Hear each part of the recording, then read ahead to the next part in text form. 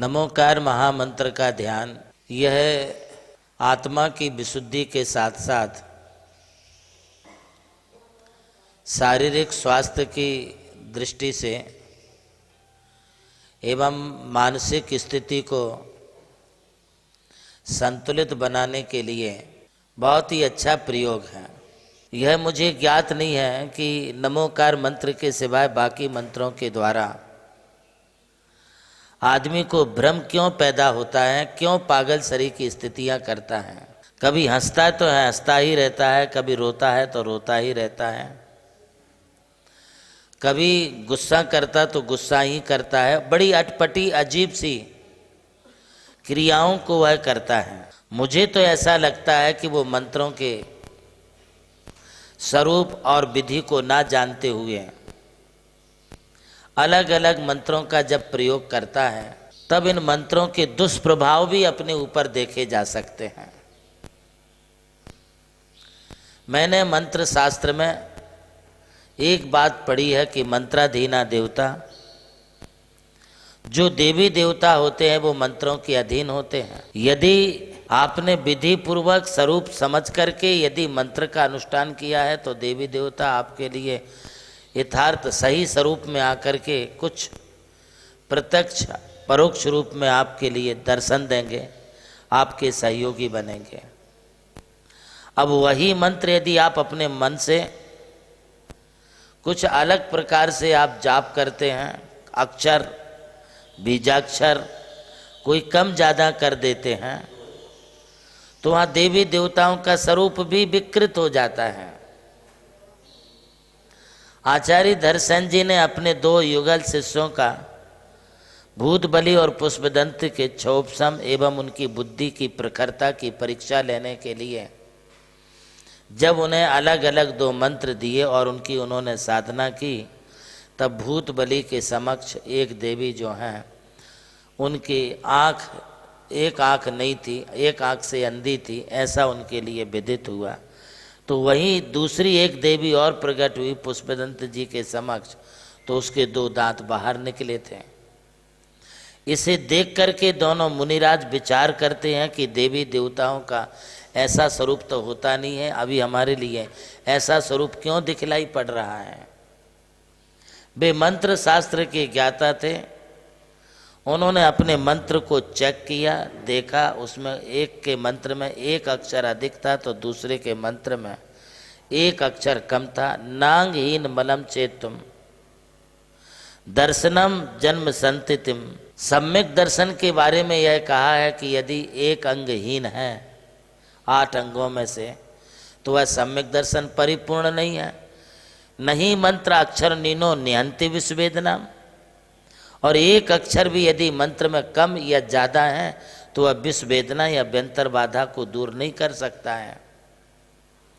दोनों मुनिराज ने विचार किया, दोनों ने उस मंत्र को शुद्ध किया। शुद्ध करने के बाद फिर उन्होंने जाप पूर्वक उसका ध्यान किया और उनके लिए वो मंत्र पुनः सिद्ध हो गया। वे देवियाँ दोनों सही स्वरूप में वहाँ पर प्रकट हो गई। तब दोनों मुनिराज को लगा कि मंत्रों के अक्षर कम और ज़्यादा होने पर भी मंत्र अपने दुष्प्रभाव को भी देता है।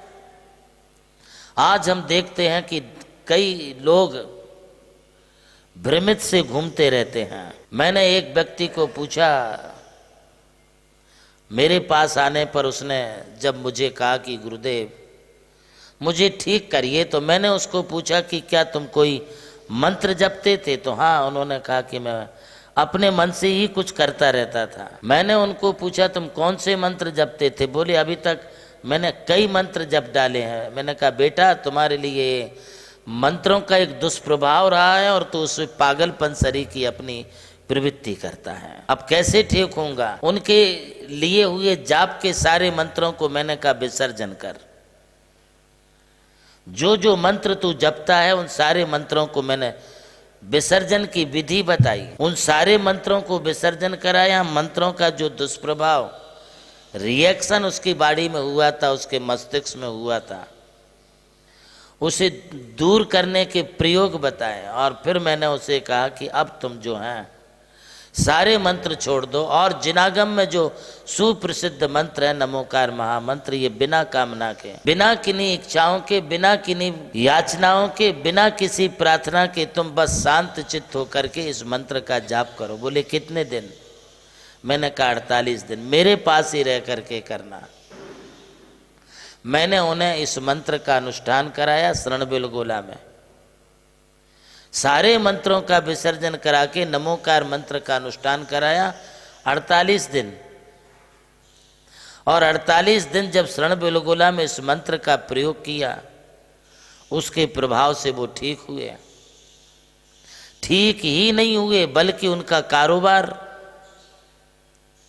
उनका परिवार, उनका व्यापार सब कुछ व्यवस्थित हो गया। गलत तरीके से मंत्र जपने का मतलब है कि हम अपने आप को किसी बड़ी मुसीबत में डाल रहे हैं।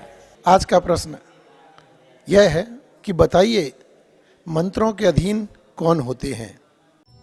जवाब देने के लिए नमोकार तीर्थ व्हाट्सएप ग्रुप में जाकर दिए गए लिंक पर क्लिक करें। जवाब देने के बाद अपना नाम और रजिस्टर्ड मोबाइल नंबर अवश्य लिखें। विजेता का नाम आज ही शाम 7:33 पर प्रसारित होने वाले कार्यक्रम प्रज्ञा श्रवण देवनंदी जी महाराज के मंगल प्रवचन के दौरान घोषित किया जाएगा। विजेता को मिलेगा चांदी का सिक्का और वो बनेगा आज का नमोकार स्टार। नमोकार स्टार प्रतियोगिता के सौजन्यकर्ता हैं श्री जमुनालाल जी, श्रीमती लक्ष्मी देवी जैन हपावत एवं हपावत परिवार मुंबई। आयोजक श्री नमोकार तीर्थ ट्रस्ट चांदवड़ नासिक।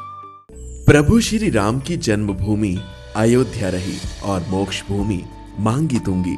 इसी यात्रा में उनके चरणों की रथ से पावन हुई ये भूमि राम टेकड़ी, जहां अनादि निधन महामंत्र नमोकार को समर्पित दिव्य तीर्थ का निर्माण हुआ।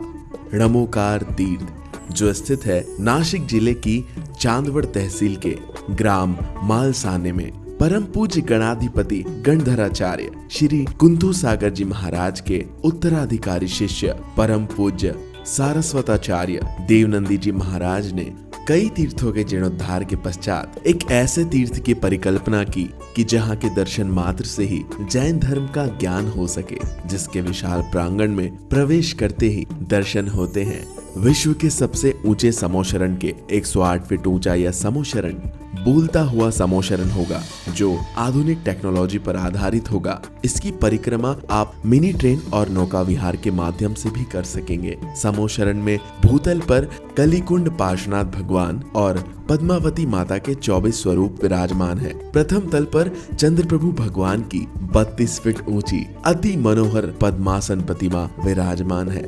विश्व के सबसे ऊंचे पंच परमेष्टि के 51 और 31 फीट की प्रतिमाएं भी यहाँ पर स्थित हैं।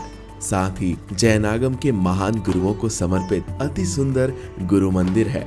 ध्यान कक्ष, ग्रंथालय, संत भवन, 22,000 स्क्वायर फीट का विशाल पिलरलेस हॉल और 200 से अधिक कमरों की धर्मशाला, भोजनशाला, समाज जन हेतु कम खर्च में मांगलिक आयोजन के लिए मंगल कार्यालय और आगामी योजना में है जैन नॉलेज सिटी। और इस भूमि पर आकर आपको अनुभव होगा नमोकार केवल एक तीर्थ नहीं, एक दिव्य अनुभूति है। वो अनुभूति आपकी भी प्रतीक्षा में है।